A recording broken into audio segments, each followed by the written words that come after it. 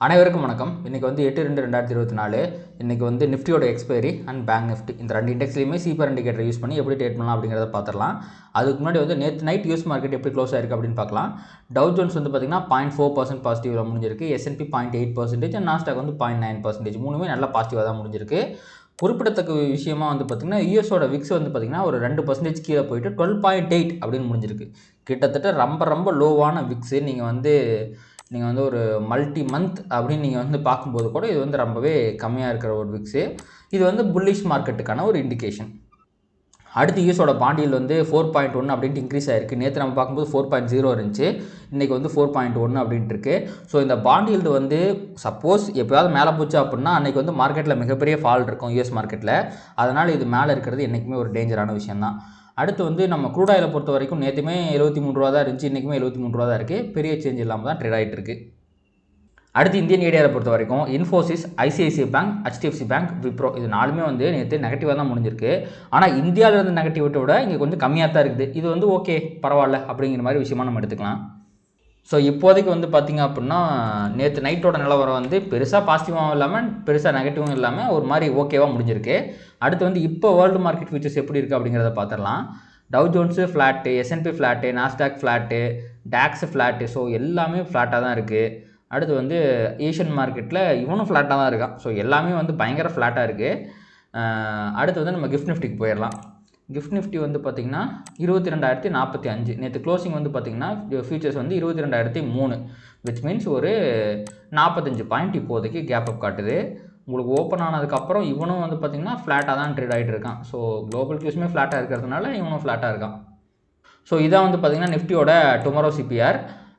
Closing வந்து பார்த்திங்கன்னா 930 அப்படிங்கிறதுல முடிஞ்சிருக்கு. ஸோ 930லேருந்து உங்களுக்கு வந்து ஒரு 0.2% வந்து கேப் அப்படின்னா உங்களுக்கு வந்து சிபிஆருக்கும் R1க்கும் இடையில ஓப்பன் ஆகுது. ஸோ இன்றைக்கி ஃபார்ம் ஆகிருக்க சிபிஆர் வந்து பார்த்திங்கன்னா அசெண்டிங் சிபிஆர்.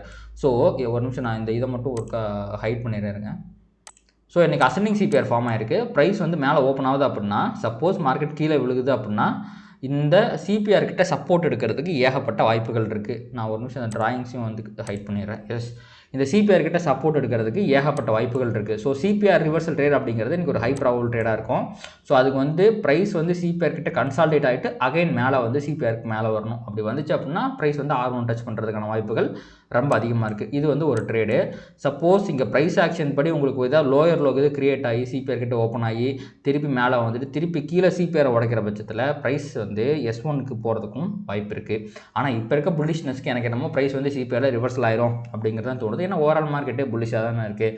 ஸோ இது வந்து ஒரு ட்ரேடிங் ஆப்பர்ச்சுனிட்டி. சப்போஸ் அப்படி நடக்கல அப்படின்னா உங்களுக்கு ப்ரைஸ் வந்து இங்கே சிபிஆர் கிட்ட ஓப்பன் ஆகி R1 கிட்ட போயிட்டு ரிவர்சல் ஆகி திருப்பி சிபிஆர் கிட்டே வந்து ஒரு கன்சல்டேஷனை முடிக்கிறதுக்கு வாய்ப்பு இருக்குது. ப்ளஸ் இன்றைக்கி வந்து ஒரு RBIயோட அந்த மீட்டிங் இருக்குது பார்த்திங்களா, அந்த மீட்டிங்கோட அவுட்கம் வரும்னு நினைக்கிறேன். இப்போ ஒரு 10-10 வரக்கு வாய்ப்பு இருக்குது. அப்படி வரும்போது அதில் ஒரு வாலட்டிலிட்டி கிரியேட் ஆகிறதுக்கும் வாய்ப்பு இருக்குது. ஸோ பார்த்து ட்ரேட் பண்ணணும் இன்றைக்கி. ஆனால் அஸ்பர் த ப்ரைஸ் ஆக்ஷன் வந்து பார்த்திங்கன்னா உங்களுக்கு வந்து சிபிஆர் ரிவர்சல் ட்ரேட் வந்து ஒரு பாசிபிலிட்டி, R1 ரிவர்சல் ட்ரேட் ஒரு பாசிபிலிட்டி. இது ரெண்டுமே high probable trading opportunities. Suppose வந்து ப்ரைஸ் வந்து சிபிஆர்லாம் உடச்சி கீழே S1 கிட்ட வந்துச்சுன்னா S1 ரிவர்சல் ட்ரேடுமே ஒரு ஹை ப்ராபபிள் ட்ரேடிங் ஆப்பர்ச்சுனிட்டி தான். எப்பவுமே மார்க்கெட் அசெண்டிங் சிபிஆர் இருந்துச்சுன்னா S1 கீழே போனால் தான் நம்ம நெகட்டிவ்னு அதை எடுத்துக்க முடியும். ஸோ S1 ரிவர்சல் ஆகிறதுக்கு ஏகப்பட்ட வாய்ப்புகள் இருக்குது. ஸோ இந்த 3 ட்ரேடிங் ஆப்பர்ச்சுனிட்டி தான் நிஃப்டியில் இன்றைக்கி வந்து ஒரு ஹை ப்ராபபிள் ட்ரேடிங் ஆப்பர்ச்சுனிட்டிஸாக இருக்குது. அதில் இது ரெண்டு தான் இன்றைக்கி ஃபார்ம் ஆகிறதுக்கான வாய்ப்புகள், அதாவது CPR reversal and R1 reversal ரெண்டு தான் ஃபார்ம் ஆகிறதுக்கான வாய்ப்புகள் இருக்குது. பார்க்கலாம். ஸோ நிஃப்டியில் வந்து பார்த்திங்கன்னா உங்களுக்கு ஒரு எக்ஸ்பேண்டிங் சேனல் பேட்டர்ன் ஃபார்ம் ஆகிருக்கு. ப்ளஸ் ரெசிஸ்டன்ஸ் கிட்ட போய் நல்ல ஒரு கன்சல்டேஷன் ஆகிருக்கு பாருங்கள். எப்போவுமே ரெசிஸ்டன்ஸ் கிட்ட ப்ரைஸ் கன்சல்டேட் ஆச்சுன்னா வர பிரேக் அவுட் வந்து தரமான பிரேக் அவுட்டாக இருக்கும், பெரிய பிரேக் அவுட்டாக இருக்கும். ஸோ இப்போ வந்து இந்த ப்ரைஸ் வந்து இப்போ கீழே உடைக்கிற பட்சத்தில் பயங்கரமாக கீழே ஒரு ஃபால் இருக்கிறதுக்கு வாய்ப்பு இருக்குது. ஆனால் இந்த இடத்துல நல்லா கன்சல்டேட் ஆகிருக்கு. உங்களுக்கு மேலேயே ஹையர் ஹை வந்திருக்கிறதுனால இந்த பிரேக் அவுட் வந்து மேலே பிரேக் அவுட் ஆகிறதுக்கு தான் ஏகப்பட்ட வாய்ப்புகள் இருக்குது. அப்படி சப்போஸ் ஆனாலுமே இங்கே பாருங்கள், இந்த இடத்துல ஒரு நல்ல ரெசிஸ்டன்ஸ் இருக்குது.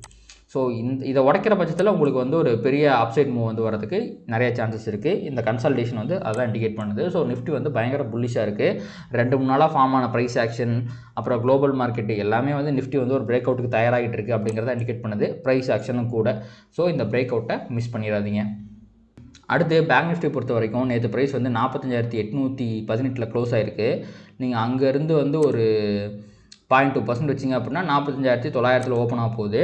ஸோ அப்படி பார்த்தா உங்களுக்கு ப்ரைஸ் அகைன் வந்து சிபிஆருக்கும் R1க்கு இடையில தான் ஓப்பன் ஆக போகுது. எப்போவுமே இந்த ப்ரைஸ் வந்து சிபிஆருக்கும் R1க்கோ இல்லை சிபிஆருக்கு S1க்கும் இடையில ஓப்பன் ஆச்சு அப்படின்னா நமக்கு வந்து ட்ரேடிங் ஆப்பர்ச்சுனிட்டி கிடைக்கிறது வந்து ரொம்ப கடுப்பாக தான் இருக்கும். இதில் ஃபார்ம் ஆகக்கூடிய ஹை ப்ராபபிள் ட்ரேடிங் ஆப்பர்ச்சுனிட்டி என்னன்னா இன்றைக்கி பேங்க் நிஃப்டியில் நேரோ சிபிஆர் ஃபார்ம் ஆகிருக்கிறதுனால சிபிஆர் கிட்ட ஏதாவது ஒரு பாசிட்டிவ் ப்ரைஸ் ஆக்ஷன் காட்டுச்சு அப்படின்னா ப்ரைஸ் வந்து R1 வரைக்கும் போகிறதுக்கு வாய்ப்பு இருக்குது. இதை ஸ்பாட் பண்ணுறது ட்ரேட் பண்ணுறது ரெண்டுமே கஷ்டமான விஷயம் தான். ஒரு ஆப்ஷன் பையராக இருந்தீங்க அப்படின்னா ப்ரைஸ் வந்து R1 கிட்டே S1 கிட்டே வந்து நீங்கள் ட்ரேட் எடுக்கும்போது தான் அது ரொம்ப ஈஸியாக இருக்கும். அஸ் அன் ஆப்ஷன் செல்லராக வந்து பார்த்திங்கன்னா உங்களுக்கு இங்கே ஃபார்ம் ஆகிற ப்ரைஸ் ஆக்ஷனை பொறுத்து அது மேலே போகுமா கீழே போகுமா அப்படிங்கிறத தெரிஞ்சுக்கிட்டு நீங்கள் வந்து செல் பண்ணி ப்ராஃபிட் பண்ணலாம். ஸோ சிபிஆர்லேருந்து உங்களுக்கு வந்து R1 தொடர ஒரு ட்ரேட் வந்து பார்த்திங்கன்னா ஒரு லோ ப்ராபபிள் ட்ரேட், சிபிஆர்லேருந்து உங்களுக்கு கீழே S1 தொடர ட்ரேடுமே வந்து பார்த்திங்கன்னா ஒரு low probable trade. But suppose உங்களுக்கு வந்து இங்கே ஃபார்ம் ஆகிற ப்ரைஸ் ஆக்ஷன் வந்து R1 தொட்டு R1லேருந்து ரிவர்சல் ஆகுது அப்படின்னா அது ஒரு ஹை ப்ராபபிள் ட்ரேடிங் ஆப்பர்ச்சுனிட்டியாக இருக்கும். அதே மாதிரி S1 தொட்டு S1லேருந்து ரிவர்சல் ஆகுது அப்படின்னா அதுவுமே வந்து உங்களுக்கு ஹை ப்ராபபிள் ட்ரேடிங் ஆப்பர்ச்சுனிட்டியாக இருக்கும். ஸோ இன்றைக்கி பேங்க் நிஃப்டி பொறுத்த வரைக்கும் R1 reversal and S1 reversal இது ரெண்டு தான் வந்து பார்த்திங்கன்னா ஹை ப்ராபபிள் ட்ரேடிங் ஆப்பர்ச்சுனிட்டி. மற்றபடி சிபிஆர்லேருந்து R1க்கு போகிறது, சிபிஆர்லேருந்து S1க்கு போகிறது இது ரெண்டுமே வந்து பார்த்திங்கன்னா ஒரு low probable trading opportunity. Based அந்த ப்ரைஸ் ஆக்ஷனை பொறுத்து தான் அதை நம்ம வந்து ஹை ப்ராபபிலிட்டியாக இல்லையா அப்படிங்கிறத சொல்ல முடியும். பேங்க் நிஃப்டியோட ப்ரைஸ் ஆக்ஷனை பொறுத்த வரைக்கும் இவன் வந்து ஒரு ட்ரையாங்கிள் பேட்டர்னுக்குள்ளே வந்து சிக்கிட்டு இருக்கான். ஸோ அதையுமே வந்து பார்த்திங்கன்னா உங்களுக்கு ஒரு நல்ல கன்சல்டேஷன் தான். இங்கே பாருங்கள் 2 வாரங்கள் சிறந்த கன்சல்டேஷன் தான். ஸோ எய்தர் சைடு வந்து பார்த்திங்கன்னா பேங்க் நிஃப்டி பிரேக் அவுட் ஆகிறதுக்கு நிறைய வாய்ப்புகள் இருக்குது. இப்போ நிஃப்டியோட ப்ரைஸ் ஆக்ஷனை வச்சு கம்பேர் பண்ணும்போது பேங்க் நிஃப்டியுமே மேலே பிரேக் அவுட் ஆகிறதுக்கு தான் நிறைய வாய்ப்புகள் இருக்குது. ஆனால் அதுக்கு வந்து பார்த்திங்கன்னா இந்த 46,678 அப்படிங்கிற இந்த ஸ்ட்ராங்கான ட்ரெண்ட் லைனை வந்து பிரேக் பண்ணோம். அப்படி பிரேக் பண்ணால் ஒரே மூமெண்ட்டில் வந்து பார்த்திங்கன்னா இவ்வளோ நாள் நெகட்டிவாக இருந்ததுக்கு, அதாவது சப்போர்ட் பண்ணாமல் மார்க்கெட்டில் சப்போர்ட் பண்ணாமல் இருந்ததுக்கு எகிரி குதிச்சு மேலே போகிறதுக்கு நிறைய வாய்ப்புகள் இருக்குது. ஸோ இந்த ட்ரெண்ட் லைனை அதாவது ஒரு 47,000 உடைக்கும் போது உங்களுக்கு வந்து அகைன் வந்து ஒரு 48,500 வரைக்கும் ஒரு 1,500 பாயிண்ட் வந்து ரொம்ப ஃபாஸ்ட்டாக ஒரு 2-3 நாளில் போகிறதுக்கான வாய்ப்புகள் நிறையா இருக்குது. அதுக்கு நம்ம காத்திருக்கணும். ஏன்னா இப்போ வந்து பார்த்திங்கன்னா இந்த சப்போர்ட்டுக்கும் இல்லாமல் ரெசிஸ்டன்ஸுக்கும் இல்லாமல் நடுவில் சுற்றிக்கிட்டு இருக்கான். ஸோ இப்போ இவன் இங்கே வந்து மேலே போக போகிறானா இல்லை அப்படியே மேலே போக போகிறானா அப்படிங்கிறத நம்ம பொறுத்துட்டு தான் பார்க்கணும். பட் ஆன் த ஹோல் வந்து பார்த்திங்கன்னா பொசிஷனலாகவே நான் வந்து ஒரு பாசிட்டிவான ப்ரைஸ் ஆக்ஷன் தான் எதிர்பார்க்குறேன். பார்க்கலாம்.